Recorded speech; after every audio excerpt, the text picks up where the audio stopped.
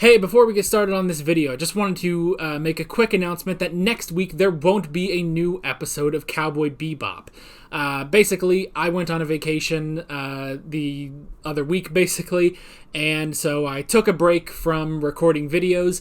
So yeah, next week there just won't be a new episode, and instead we will be back in 2 weeks for episode 6. But that's pretty much that. I just wanted to announce that. Hey guys, Alex from 7th Hour Films back again with Cowboy Bebop. Last time on Cowboy Bebop, we had Gateway Shuffle. Excuse me. So, Spike and Jet were doing their normal, crazy, trying to go after the biggest target, basically, and wound up finding some ecological terrorists. And then there were a bunch of shenanigans, and they ended up running into Faye Valentine again, who, and they all tried to stop this catastrophe that was about to happen to Ganymede, and in the end, they didn't really solve the problem, which was interesting, so none of them got a reward, and then Faye was on the ship, and basically just decided to move in with them, and so yeah, she is now part of the ship, so part of the ship, part of the crew, so yeah, that's pretty much that. Like always, the reaction is down in the description and in the pinned comment for your viewing pleasure. So let's just go ahead and get right into this session of Cowboy Bebop. And I have to sneeze. Oh, God. Oh, yeah. Let's get going.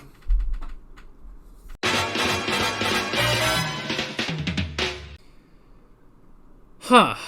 Okay. That was interesting. That was really interesting.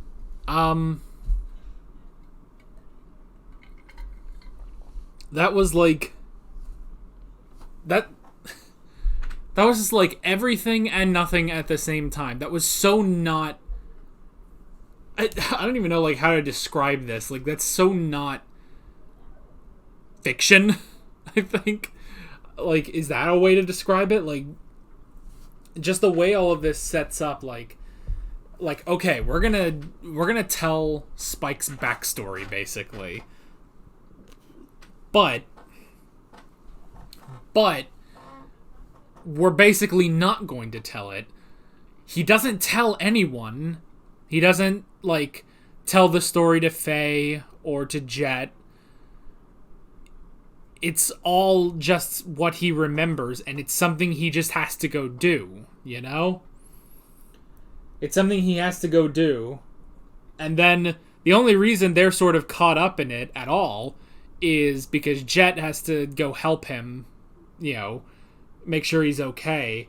And Faye's just getting into trouble, Classic Faye, just sort of, getting herself right in the middle of it, So, yeah, like, that's an interesting way of doing it. Like, because, yeah, in a normal sort of story, checking my hair, in a normal sort of story, I would feel like they would just sort of, let me go over my backstory and let me narrate it to you and stuff like that. But it's just, nope, not at all. Like, I mean, we get it, but at the same time, it's just,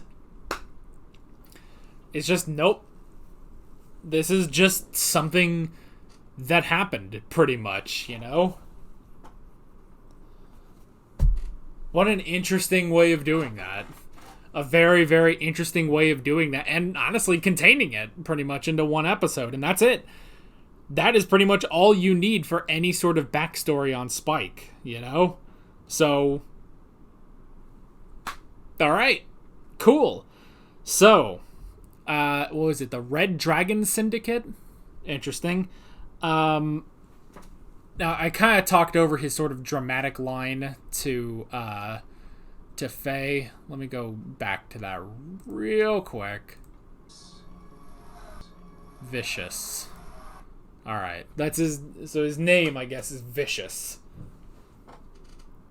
Okay, so, honestly, I'm not even sure why he's doing this. Like, he killed, what was it? Yenrai. And then once Spike comes back,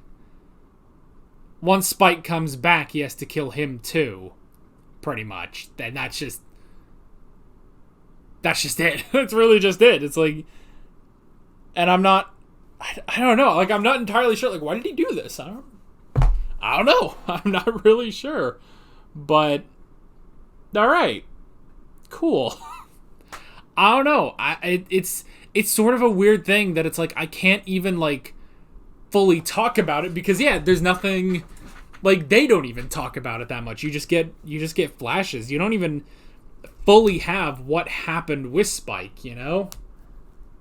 But what it seems like, from what I'm piecing together, it looks like Spike had a relationship with that woman. And I think what we're piecing together is that Vicious killed her, I guess. And so now Spike is coming in to kill him, I guess? I'm not sure. But part of it is also just Mao. The fact that he owes a debt to him, which is why he's doing this. There's no reward money in any of this. But yeah, like he's doing this. I mean, I guess Mao, he's, they call him a capo. He's the one, I guess, who took in Spike, made him the man he is, basically. And I guess after this incident, presumably, whatever this incident with this woman is, Spike left, though they presumed he was dead.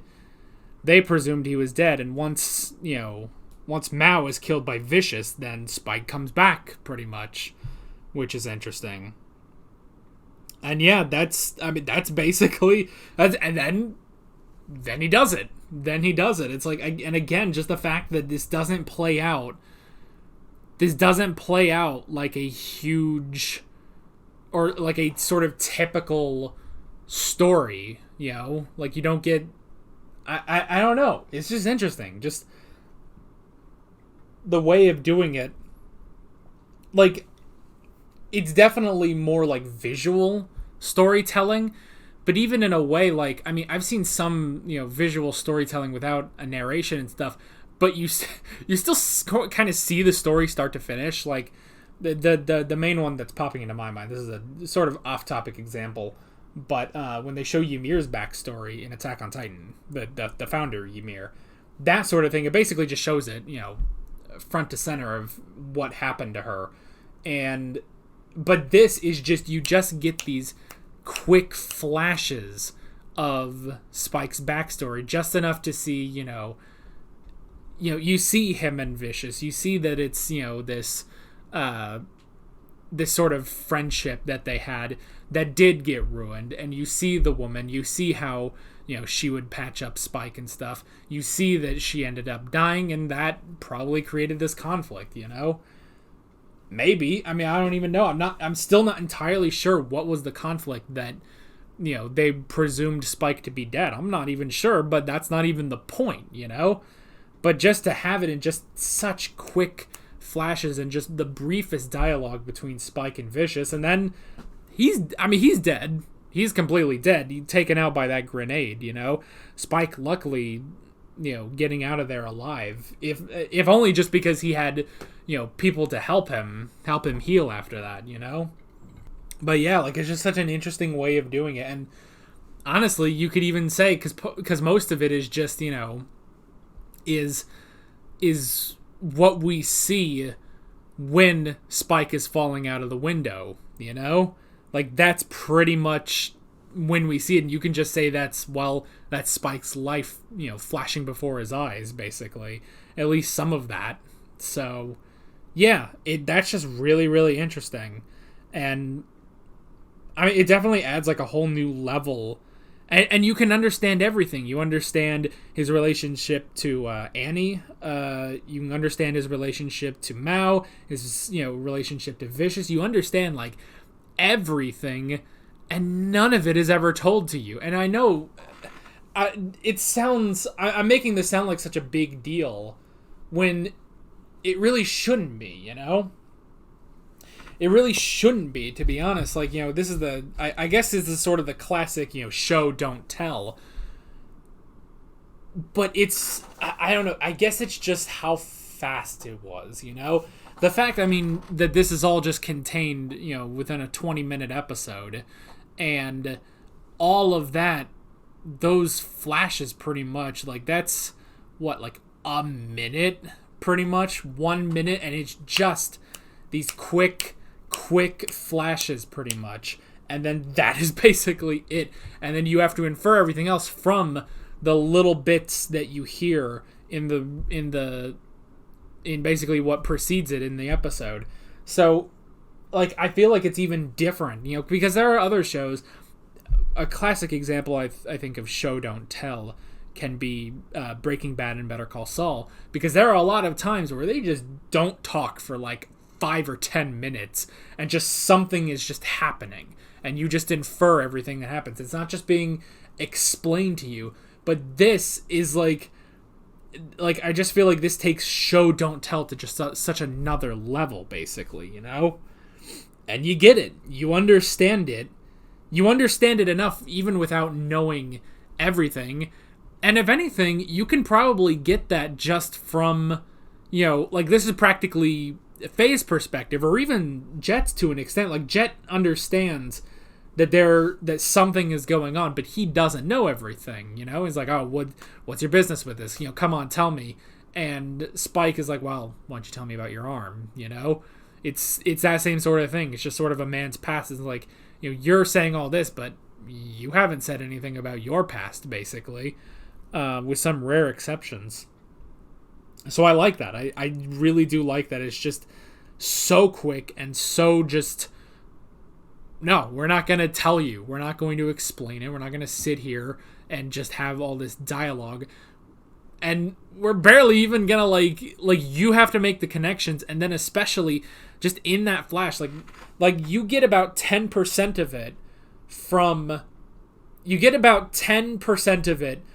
the dialogue in the episode, and then the other 90% you have to infer from 1 minute of just those flashes of backstory, So that's just amazing. And then everything else in this, obviously, Faye getting caught. Come on, girl. Obviously she's going after the reward, but that was an interesting sort of way. And the thing, though, is it makes total sense, when she calls up and, I was like, hey guys, can you come get me? It's like, I just love, I don't know. I just love that. It's like, it's a hilarious thing of like, you can use Faye as a sort of damsel in distress, but every time, she's more than capable, but sometimes you just sort of look and it's like, oh, come on, Faye. Like, exactly how she fell into it, pretty much. So, yeah, so that was obviously very funny. And honestly, I do like Faye just being a part of the team, Like, she is such a really good character, so I like having her as a part of the team, definitely. And then, yeah, everything, the fight in the church was very interesting. Again, I love that, the normal thing when someone's got a gun to their head is to put the gun down and then try to figure something out. I love Spike just being 100% confident with his shot, just dead on hitting that guy, and then going and, getting everyone else while Faye gets the hell out of there, And he trusts Faye to get out of there as well. So yeah, that was all really, really good. And then, the last, again, even just sort of a brief encounter with Vicious, it's really not a long fight. It's a couple moves. It kind of reminds me a bit of in Star Wars Rebels when you have the fight between, spoiler alert, basically, but you have the fight between Maul and Obi-Wan in Season 3. That is over, in an instant, pretty much, and that's sort of the same thing here. They have a bit of dialogue, but the actual fight itself is so brief, and then you think, oh, he pushes, Spike out the window, but Spike laid a grenade, which killed him, Like, that is all just really, really clever, so I like it. And yeah, this was just a really, really good, interesting episode. And it's also interesting because I was also kind of thinking, like, oh man, we're kind of getting Spike's backstory, and it's like, now? Like, episode 5? Like, I don't know, it almost seems like a little too early, but no, this honestly works out, you know? And I like that it doesn't even have to be the biggest backstory. Like, you don't have to go into this crazy friggin' thing. It's like, what's his backstory? He used to be a part of this mafia, basically, and that's where he gets his skill, and one day he left it, and then he became a bounty hunter, and that's literally it. That's all you need to know. Like, it's almost, you could almost say there's almost nothing that remarkable about Spike, you know? He's a guy, but he's also just a very interesting character, and he is good at what he does, you know? You can honestly say the same thing, you know, maybe about Faye. It's like, you know, what is remarkable about her is that she's good at what she does, and, you know, and her personality is fun. But other than that, they're honestly just really ordinary people thrown into pretty interesting scenarios, you know? So, and I kind of like that, you know, not everything needs to be this big, crazy character and stuff like that. Sometimes you just need a nice person, basically, just a normal person. You know, normal, in quotations, obviously. A capo who becomes, or a gangster who becomes, you know, a bounty hunter. Not quite normal, but, yeah, like, in terms of, like, he's not a chosen one or anything like that. It's like, I don't know. I just kind of like that. And, yeah, in his backstory, it's like, yeah, he was still just a guy, you know? It's just, I don't know. It's interesting. It's really interesting. And I really enjoyed this episode. And yeah, can't wait to see where we are going next time. Reminder once again that we will be back in 2 weeks for session 6, basically. So yeah. But that is basically it. With all that being said, I'm Alex from 7th Hour Films, and I will see you guys next time. Take care. Alright guys, thanks for watching this video. There's a bunch of links on screen if you want to go click around to any of those. There's a playlist for all of my Cowboy Bebop reactions, as well as another video you can go click on if you want. There's also a subscribe button and a Patreon button on screen, as well as other links in the description if you want to go check out any of those. See you guys later.